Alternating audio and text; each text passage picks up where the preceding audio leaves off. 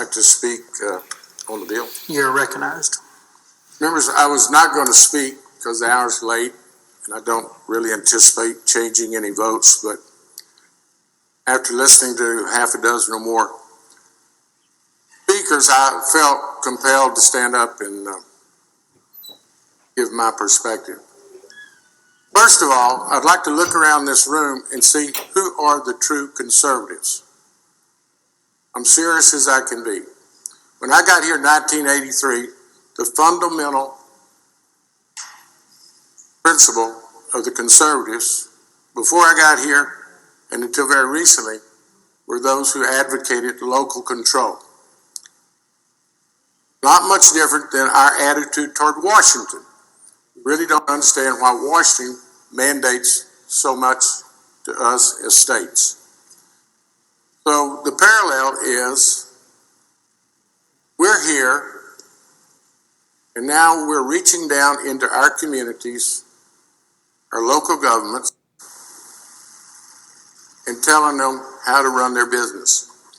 It's amazing to me that all of a sudden, in the last couple of sessions, that we've almost sound like the enemy of our mayors, county judges, and even our sheriffs.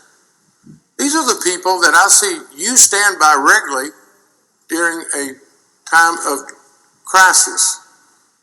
After Harvey, the partnership between the state of Texas and our local government was one to be proud of. But now all of a sudden, it's almost like them and us, like it's almost a visiting team and us. I can't imagine if you just could listen to yourself, badger the people that share our constituents. I really regret it. And these are the people I would suggest to you, having spent my adult life in elected office, these are the people that truly are closer to their communities than we are. So many of the county officials came before last session. We were there at 11 o'clock. Gonzales, Goliad, small communities, asking us to please don't take their ability away to go to their communities, our voters, and ask them for additional revenue. People, in my judgment, are not against government. They want government to work. And we're really stripping their responsibility away from them, like we know better than the mayor of any small town in the state of Texas. I'm really lost how we talk so terrible. And you know what's interesting? That have been in court, they're not losing their elections. It's crazy. If anybody operated the way you describe them, the proponents of this measure, they couldn't stand for re-election. They get replaced. They're there every day. We're here every other year for 140 days, and we're smarter than the mayors of Alvarado, Whitney, Texas, where I grew up, or our major metropolitan areas. Let me tell you something. I hate to be the Republicans' political consultant, but I'll do it for a moment because I think it's important to the state. The proof's going to be in about 2 to 3 years. You better hope that it doesn't affect your community like a cap does in the city of Houston. In a very small turnout in 2005, we put a 2.5 cap on revenue. Houston is booming. We can't hire police officers. The firefighters got parity, equal pay with police on the ballot. It passed last November because everyone loves their firefighter. We don't know how to pay it. Our streets are falling apart. We've done no real aftermath of the hurricane last fall. And our hands are tied. And in fact, We're in a desperate situation because of that cap. So I'm going to suggest to you a really good political position would to be allow the local officials to run their cities and rerun the state. I am terribly disappointed that it's gotten to the point where it's local officials against state legislators. And let me close. I was in Washington County this weekend. I have a place there. Went there yesterday. County judge spotted me in a huge crowd of people visiting his county. Terribly upset, scared, concerned.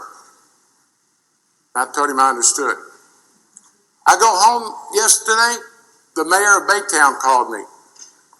Folks, you are covering this state with a message to local government, city, county, and the sheriffs. Every one of us stand beside the sheriffs. You bring them down to my committee to talk about the need to change some criminal statutes. You're proud to stand with your sheriff, but where are you standing with him or her today?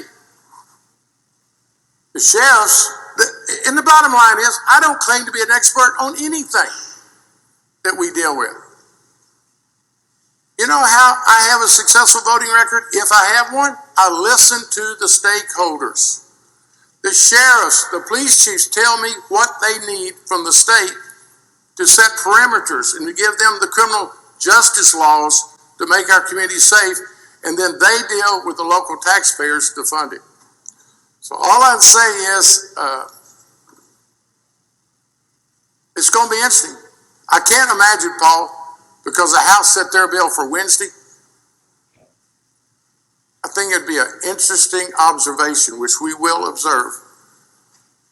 The communication and the context is going to come between local governments, the stakeholders, and the Texas House. See, I grew up down here, married to a county judge's daughter from West Texas. I went to the county judges' conferences for the first 30 years of my career. Those are the best people on earth, the salt of the earth, county officials.